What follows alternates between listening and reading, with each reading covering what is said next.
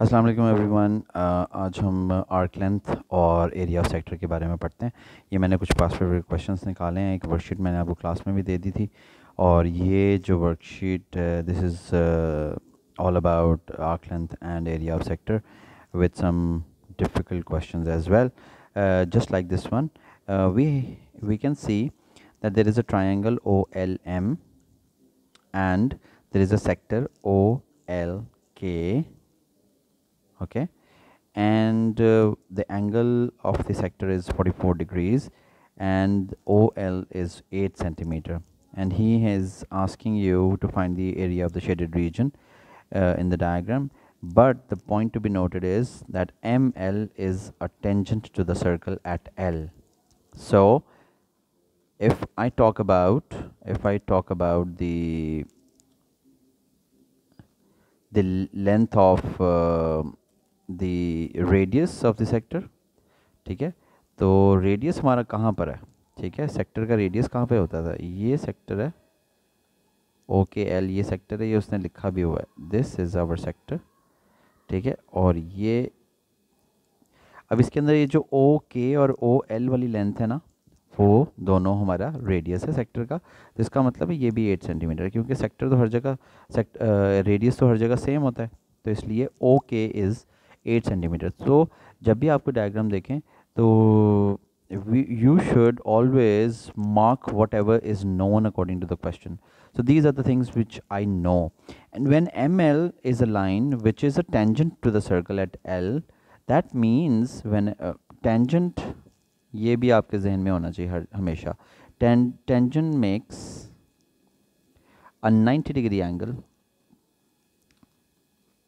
90-degree angle with the radius. इसका मतलब है रेडियस यहाँ है और ये मेरा टेंजेंट है, तो this is a 90-degree angle. So now I want to figure out what is the area of the shaded region. To find the area of the shaded region, we always find the area of the larger figure, which is OLM. ठीक है, OLM is a triangle, and triangle OLM is a right angle triangle. Do you see that? Right angle triangle. ठीक है, तो इसका मतलब है I can always use the formula area of triangle OLM. I can always use the formula 1/2 into base into height, क्योंकि हमें पता है ना कि हमने फॉर्मूला उसका जो राइट एंगल ट्राइंगल का होता है वो 1/2 इंटू बेस इंटू हाइट लगा सकते हैं। तो बेस हमारी OL हो जाएगी, लेकिन हाइट हमें नहीं पता। LM is the height of the triangle OLM। तो इसलिए पहले मैं ये फॉर्मूला यूज़ करने के लिए पहले मैं एक साइड पे वो निकाल लूँगा और LM की लेंथ निकाल लूँगा। वो कैसे निकालेंगे? हम लगाएंगे tan of 44 is equal to LM/8।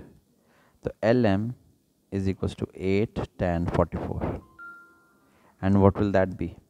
LM is equal to, calculator पे आप ये निकाल लें, tan 44, ये हो जाएगा 7.73 सेंटीमीटर्स।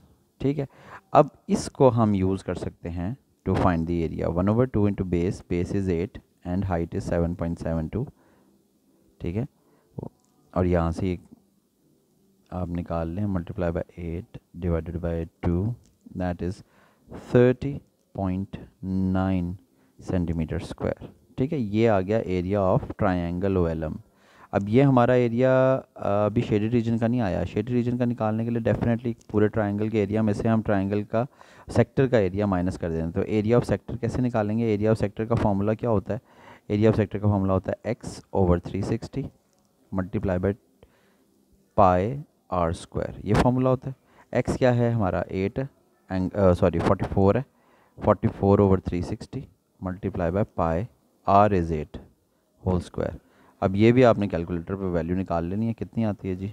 देखिए मैं भी कैलकुलेट कर रहा हूँ। 44 divided by 360 multiply by pi multiply by 8 squared, which is 24.57 centimetre square. ठीक है जी, इसी तरह मैं एरिया ऑफ शेडेड रीजन निकालूंगा। Area of shaded region is equals to, ज़ाहिर है पूरे ट्राइंगल के एरिया में से हम माइनस कर देंगे 24.57, we will get the area of shaded region, it will be 6.33 centimetre squared. That's it, ये हमारा पहला क्वेश्चन हो गया। Let's move on. अच्छा, अब इस तरह के क्वेश्चन ज़रा आप लोगों को डिफ़िकल्ट लगते हैं, this is not difficult at all, ठीक है। You just have to read it carefully, ठीक है, और उसको जो जो वो कह रहा है उसको फॉलो करते जाएं स्टेप बाय स्टेप, ठीक है। क्या क्या पता है, एक ट्राइंगल बना हुआ है जिसका दो साइड्स 8 है और एंगल बी ए सी 56 है। सेक्टर बना हुआ है साइड पे, ओ पी क्यू है centre O, sector angle X and radius 6.5, ठीक है जी। ये इन्फॉर्मेशन सारी लिखी हुई है। Show that the area of triangle A B C is this. अब एरिया ऑफ ट्राइंगल यहाँ पे, this is not a right angle triangle, so I will use area of triangle formula. Area of triangle A B C, कौन सा formula use करेंगे, 1/2 A into B into sine of C. अब ये क्या formula होता है, 1/2 into side 8, एक और साइड 8 और साइन, और जो उन दो साइड्स के दरमियान एंगल है वो आपने यहाँ लगाना है, विच इज़ 56, ठीक है। तो ये आप कैलकुलेटर पर डाल दें, सिर्फ आपने सही तरीके से फॉर्मूला लगाना होता है, वरना बाकी सारा आप कैलकुलेटर का ही काम है, राइट। तो कैलकुलेटर पे ये वैल्यू आ रही है 26.5 सेंटीमीटर स्क्वायर। ये उसने कहा था शो दैट। तो अब शो दैट से परेशान नहीं होना आपने, शो दैट का मतलब होता है आपने फाइंड करना है, बस आप ये समझ लें। ट्राइंगल का एरिया आपने शो करना है, यानी फाइंड करके उसको प्रूव करना है कि वो यही निकलता है 26.5। ये उसने दे नहीं दिया एरिया आपको, ठीक है, विच मीन्स कि आपको इसको यूज़ नहीं कर सकते जब तक आप इसको प्रूव नहीं करेंगे। Area of sector O P Q is equal to the area of triangle A B C. अब जो चीज़ अंग्रेज़ी में लिखी भी है पहले उसको भी ज़रा ध्यान में रखा करें। ये नहीं है कि अगर कोई नंबर नज़र नहीं आ रहा तो आपको कि आप उस क्वेश्चन का जो है ना आपको समझ ही ना आए। उसने कहा है कैलकुलेट सेक्टर एंगल एक्स, ठीक है। अब ये एंगल एक्स से पहले उसने बात लिख दी है कि area of sector O P Q का इक्वल है area of triangle A B C के। तो इसका मतलब ये हुआ कि x over 360 multiply by pi are square is equal to 26.5, क्योंकि ट्राइंगल का एरिया हमने 26.5 लगाया था, तो हम यहाँ पर वो एरिया लगा देंगे, ठीक है। अब x हमें निकालना है 360 मल्टीप्लाई बाय पाई, और r की वैल्यू है 6.5, ठीक है। सेक्टर का एरिया, उसने यही कहा था ना कि सेक्टर का एरिया ट्रायंगल के एरिया के इक्वल है, बस इस चीज़ का ध्यान रखना है आपने, ठीक है जी। अच्छा, अब ये सारी कैलकुलेशन आप कैलकुलेटर पे कर लें। x is equal to 26.5 multiply by 360 divided by pi 6.5 whole square. अब ये सारा एज इट इज़ जो है ना आप कैलकुलेटर के ऊपर निकाल दें, ठीक है ना। कैलकुलेटर के ऊपर आपने एज इट इज़ इसको लिख देना है और आपको कैलकुलेटर आंसर दे देगा। That will be your answer. I don't think so कि इसके अंदर कोई आपको प्रॉब्लम होनी चाहिए। This is 71.87 which mean 71.9 degrees, ठीक है जी। Calculate the perimeter of the sector O P Q. अब पेरीमीटर का मतलब क्या होता है, सेक्टर का पेरीमीटर निकालना है बेटा। पेरीमीटर का वर्ड जब भी आए आपने देखना है उस जिस का पेरीमीटर निकालने के लिए उसने कहा है उसको आप सारी साइड्स को ऐड कर दें, उसकी बाउंड्रीज़ को ऐड कर दें। सेक्टर के पेरीमीटर का मतलब है ये जो मैं रेड शेड कर रहा हूँ इसकी लेंथ निकालनी है आपने, ठीक है। अब इसमें ऑब्वियसली ये 6.5 होगी क्योंकि वो रेडियस है और रेडियस वहाँ पे भी 6.5 है, तो हमें बेसिकली ये लेंथ चाहिए। ये लेंथ क्या है, ये आर्क लेंथ है। तो पहले आर्क लेंथ निकाल लेते हैं। आर्क लेंथ क्या होगा, फॉर्मूला क्या होता है, x/360 मल्टीप्लाई बाई 2πr, ठीक है। तो x इज़ 56, सॉरी एंगल हमने निकाला था अभी 71.9 over 360 multiply by 2π r is 6.5 which is known, और ये हम निकाल लेंगे कैलकुलेटर पे डाल के। फिर से वही चीज़ कैलकुलेटर पे डालना है बस आपने, 6.5 एज इट इज़ डाल दें बस, आपने कुछ नहीं करना है इसको, ठीक है। ये आ गया डिवाइडेड बाई 360 और ये है जी 8.16 सेंटीमीटर। अब पेरीमीटर क्या होगा जी? Perimeter of sector OPQ is 6.5 plus 6.5 plus 8.16, तो क्या हो जाएगा?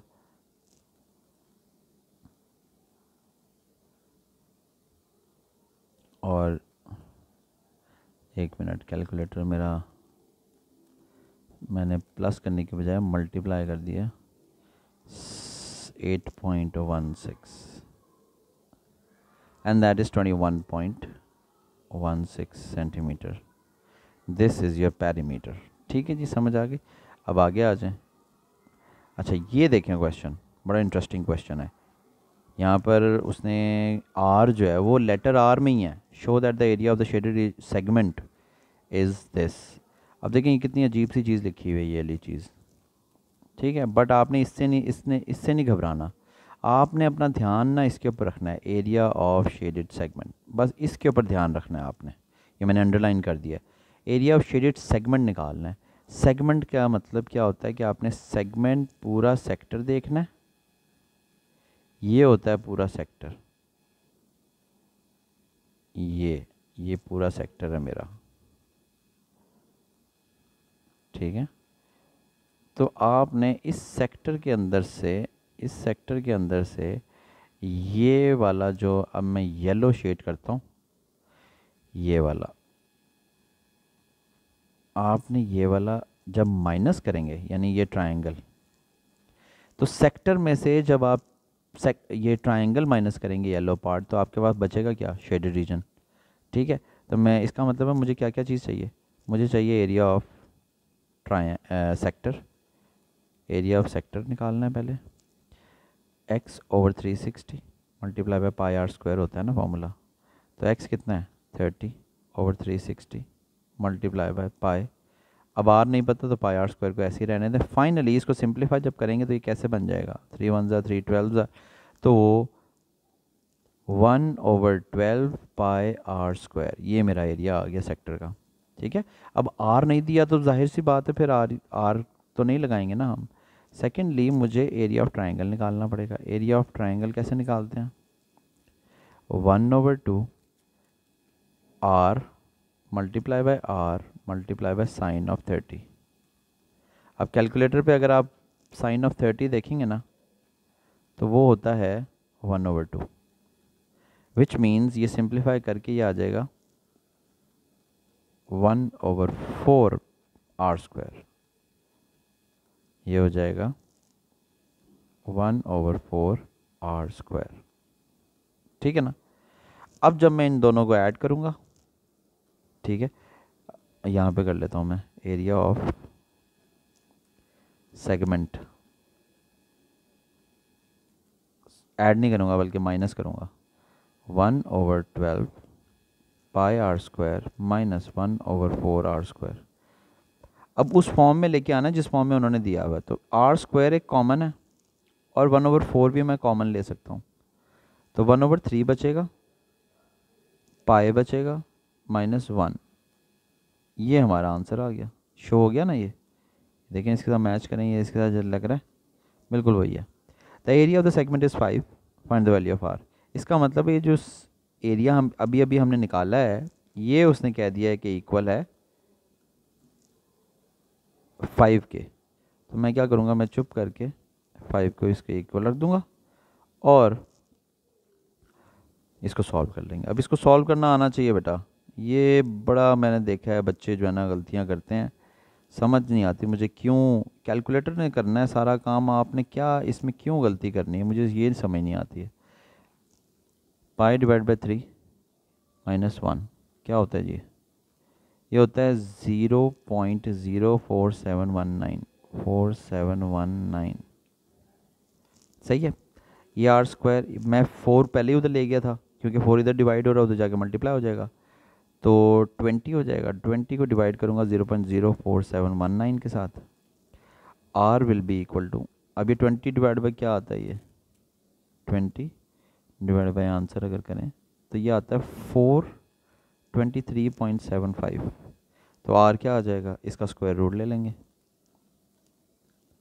और वो आ जाएगा 20.6। तो 20.6 centimetre, this is your radius. ठीक है जी। चले, वीडियो काफ़ी हो गई है, अभी मैं इसका दूसरा पार्ट भी बना दूंगा, तो वो भी इसके साथ लगा दूंगा। ठीक है जी, ओके, अल्लाह हाफिज़।